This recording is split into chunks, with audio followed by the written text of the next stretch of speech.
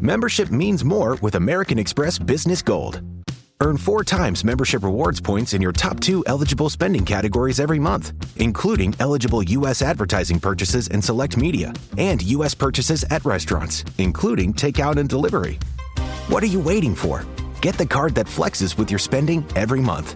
Terms and points cap apply. Learn more at americanexpress.com/business-gold. Amex Business Gold Card. Built for business by American Express. Start your day with Quaker Protein Instant Oatmeal. The instant oatmeal ready to help you tackle whatever your day brings.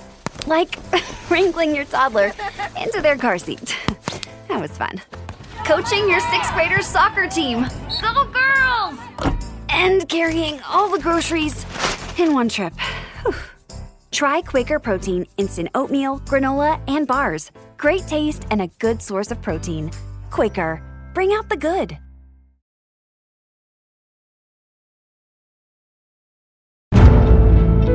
Welcome to The Hypnotist, the show that gives you inside access to cutting-edge hypnosis with real clients facing genuine issues.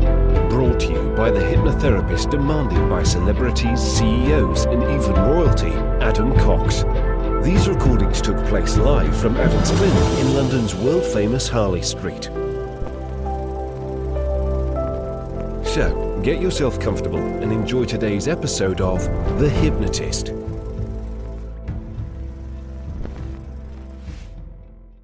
Hi, it's Adam here, and you're about to listen to a game metaphor hypnosis session to deal with a particular fantasy in many ways. There was a client that I was working with, and they had a fling, and they were still thinking about that fling, and they didn't want a relationship with the person they had that fling with, but equally, they didn't want to just kind of cut it and have nothing to do with them. They wanted that element of tension and excitement.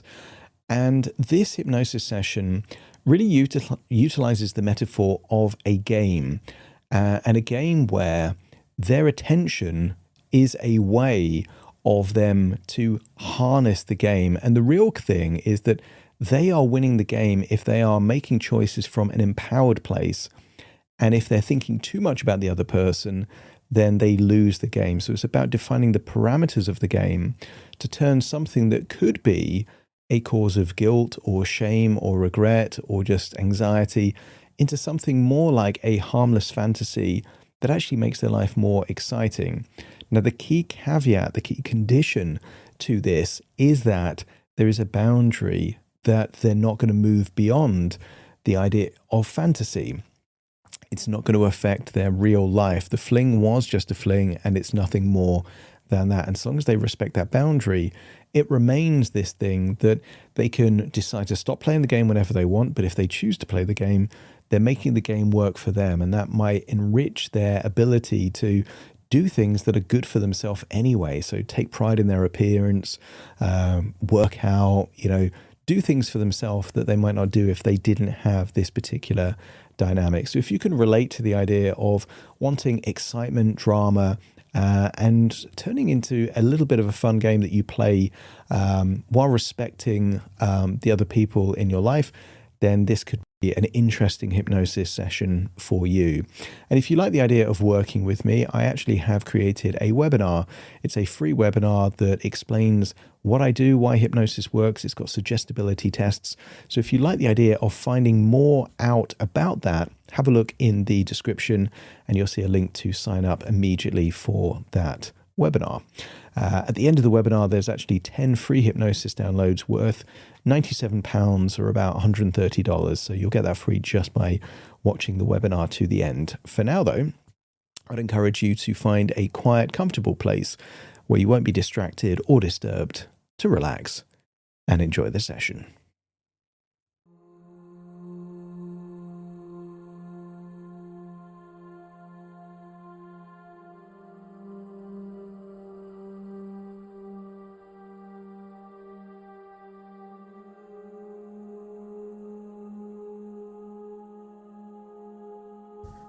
Take a deep breath in, and as you breathe in, Breathe in that wonderful feeling of calm and relaxation. And as you exhale, just allow any feelings of worry, stress, or tension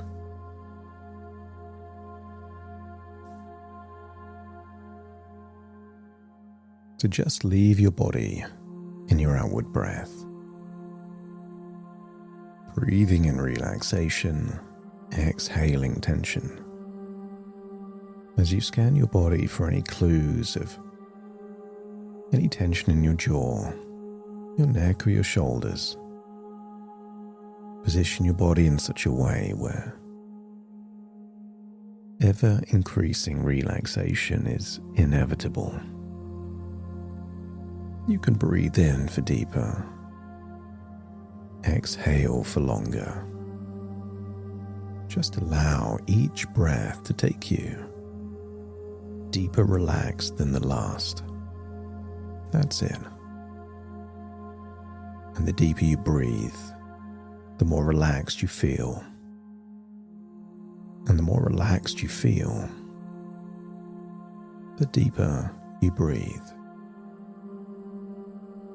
A flywheel of ever-increasing feelings of resourceful relaxation.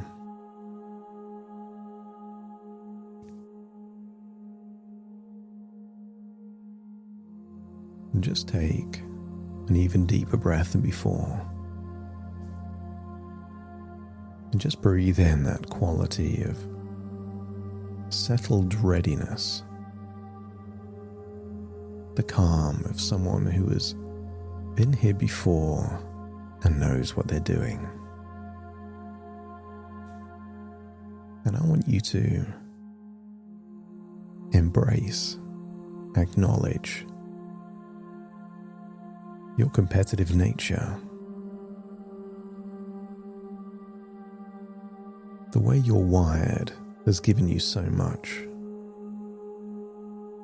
It's influenced your fitness, your career, your ability to learn, to impact, to acquire knowledge, and make friendships.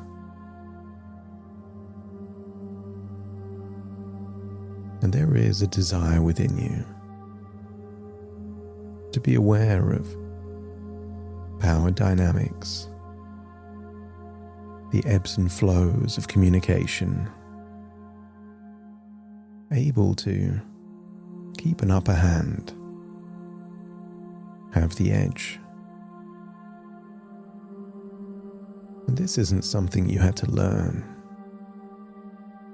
This is just part of who you are. And that same intelligence that has served you so well in all of these different areas is present right now. But what if we can enhance it? Take that competitive nature and dial it up to the next level. Enable it to be sharpened, enhanced, and refined even further. And I wonder, as you breathe in and breathe out, sinking deeper into that place of clarity, thoughtfulness, I want you to think of a memory. Perhaps you in your early 20s, where you were clear on the rules of the game. It was fine to someone show you interest. But I want you to observe that version of you and just see how clear your boundaries were. Just because somebody wanted something didn't mean you had to say yes. If someone didn't meet your criteria, you would pay them no mind. And as you observe That younger version of you seeing that when the rules of the game were clear, you were able to enjoy the harmless nature of fun, of drama, of attention ebbing and flowing. Because this game now is a game you've played before. Not this exact version, but the underlying structure is completely familiar. That dynamic where someone is putting in more effort than you, where the validation comes with a quality of the pursuit attached, where the emotional upper hand is yours, because you are the one who could walk away more easily. As you observe that version from your past, you know you play that game well. You knew the rules, you knew your position, and crucially, you knew that the game was the game. Something you were playing for the stimulation it provided. And there were other women your age that were on the receiving end of a different game and they didn't know the rules. That wasn't you. Some games are being played, whereas other people are being played. And what your unconscious can see, this is the same game dressed in adult clothes. A different environment, running on a different platform, but structurally very similar. And you can see what contributed to it. Secrecy, pressure, responsibility, time.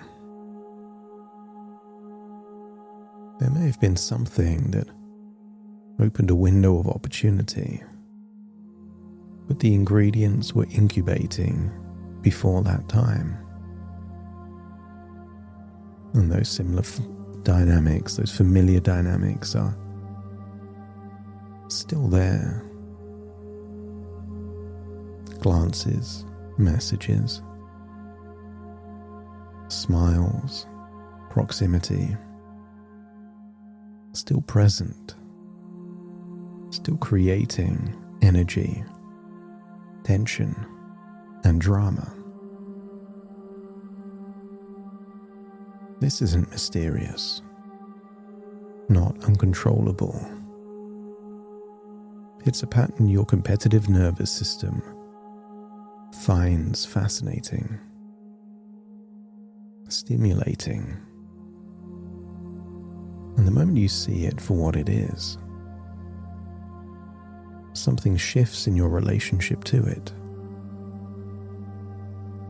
You are the one running this game. You are not being played by the game.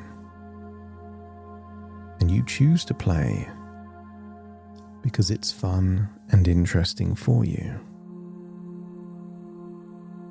But here's the most important refinement.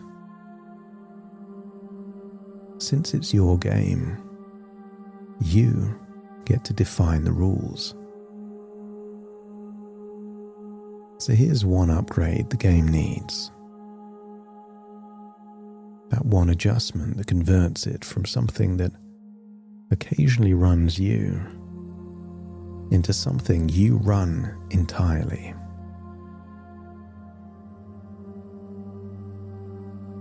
Because in the past, you were careful never to let your score depend on the other person's moves. Every reaction, had an equal and opposite reaction. Disinterest, you knew what you would do. Your mood did not hinge, was not dependent on everything that someone else did. You knew you had options that were empowering for you.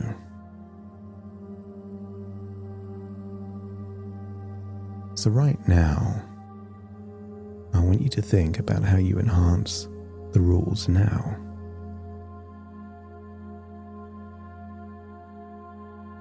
So that whether or not they do certain things does not affect your mood unless you want it to.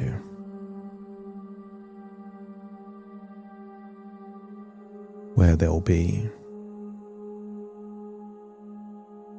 the possibility of chance encounters. All of that you only decide to keep if it gives you more of that excitement, drama, and intrigue. But the moment your self-worth starts being affected by what someone may or may not notice, the amount of attention, a compliment or lack thereof, isn't needed to play this game.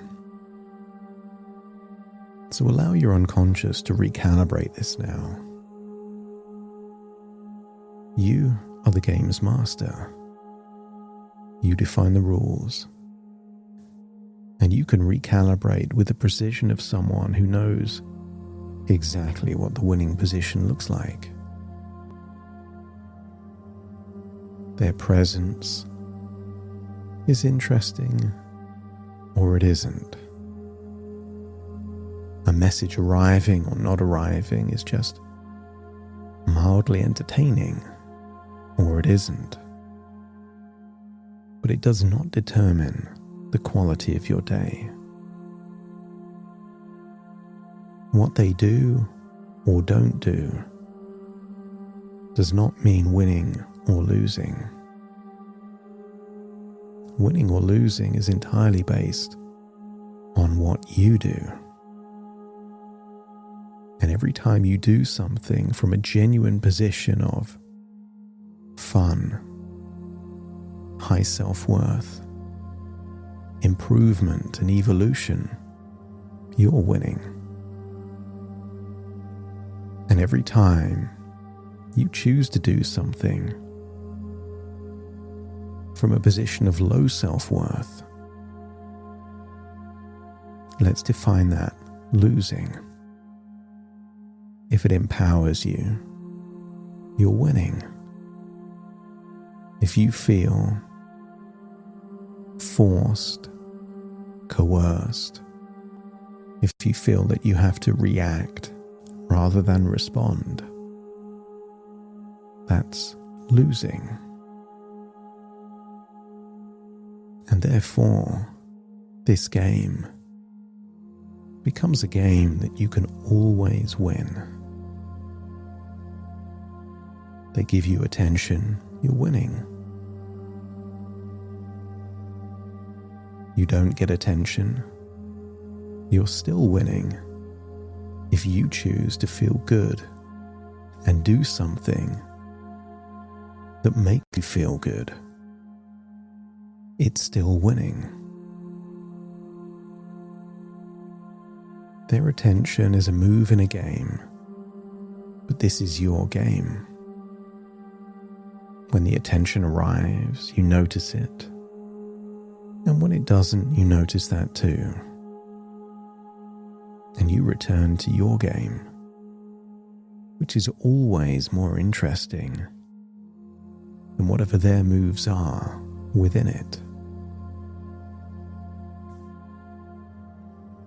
There's a new way of thinking worth installing into this subconscious game.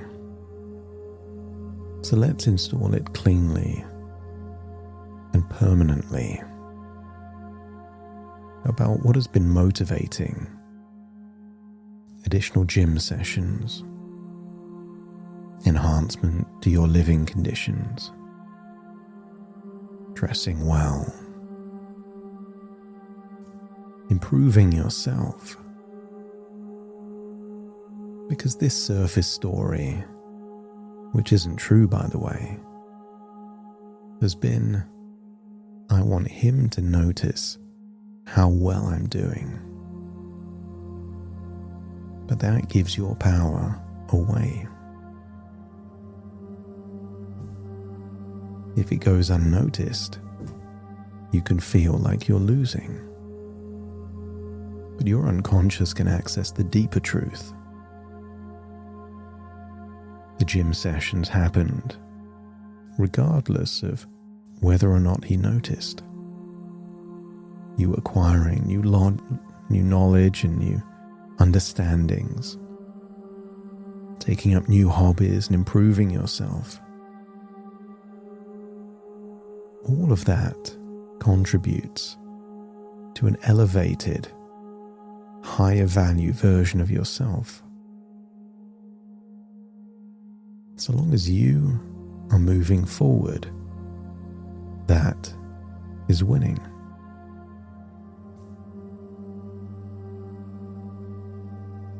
And the idea that you're dressing or presenting yourself for someone else was just a proxy for the real truth. You were doing it for you. Because if they noticed, you would feel good. So it was always for you. So why not embrace it being for you? There's a wonderful idea called the double bind. You may have heard the phrase, heads I win, tails you lose. Whatever happens, you end up winning. If they notice, you win. And if they don't notice, but you improve yourself anyway, you win. Given that the underlying motive is to win, why not make the game so you can't possibly lose? They were just the excuse the competitive part of you needed to upgrade. A player in a game they didn't know they were playing. And all of these upgrades are yours now, permanently, entirely independent of whether this particular game continues or fades. Everything you've done to show up better, you actually did for yourself. He may have been the spark, but you are the fire. The results are yours. But this game needs one rule: to keep it fun. The reason this game is enjoyable rather than destructive is a single clear boundary. And your unconscious can hold this as a structural fact rather than a moral instruction. The drama is valuable precisely because it costs nothing real. The excitement exists because the stakes are low. The fantasy is pleasurable because it is fantasy. The moment any of the fantasy changes into true risks linked to reality, the moment low stakes become high stakes, the game stops being entertainment and becomes something else entirely. Not because of what anyone else would think, but because you are someone who knows the difference. between a game that benefits you and a game that costs you. Why risk all these wonderful things that you've built? Relationship, career, reputation. A life that's genuinely full. A wonderful way to think about a game. Why play the game if it's not worth winning? You are playing this game for fun and drama, stimulation and interest. You don't want anything more than that. You've already considered it and ruled it out. And therefore, anything that can move it in that direction suddenly means it's a game you don't want to play. It's not a restriction, but the clearest possible expression of your own competitive intelligence. The player who knows when to stay in a game and when to cash out. The player who never lets the excitement of a hand make her forget what's actually at stake. The drama stays interesting because it stays in its lane. The boundary is not a cage. It's the rule that makes the game worth playing. Think of all of these games you've been playing. Real games with real rules.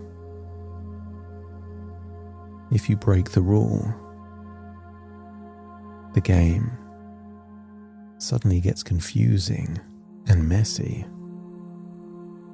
The game only makes sense when the players stick to the rules of the game. So you are the player. You run the game. The game does not run you. Everything you've done to show up better, you did for yourself. And the boundary that keeps this fun is knowing what you want and what you don't. While it's a fun fantasy that offers drama and intrigue, keep playing the game. The moment it creeps into a different territory, just like any other game, you can decide you don't want to play it anymore. And I want you to imagine what the next few days, weeks, or even months would be like. A game where you can't lose. You have that tension, that chemistry, that attention, that validation. That's winning. And anytime you choose to improve yourself, that's winning. And the only way to lose is to give the power of how you feel away to the actions or inactions of someone else. So imagine what that looks like. That whatever happens, you're winning. And if your unconscious is happy to refine the rules of the game to make it work for you more than ever before, let me know by nodding your head. And with that in mind, it's time to return. Return to an intentional, positive, wonderful game of your choosing. Take a deep breath in through your nose and out through your nose. Wiggle your fingers and wiggle your toes. Connect and calibrate into the here and the now. As I count from 1 to 10, that's it. 1, 2, 3, waking up. 4, 5, 6, more alert. 7, 8, that's it. Fully wide awake. 9, 10, wide awake. Wide awake. Wide awake.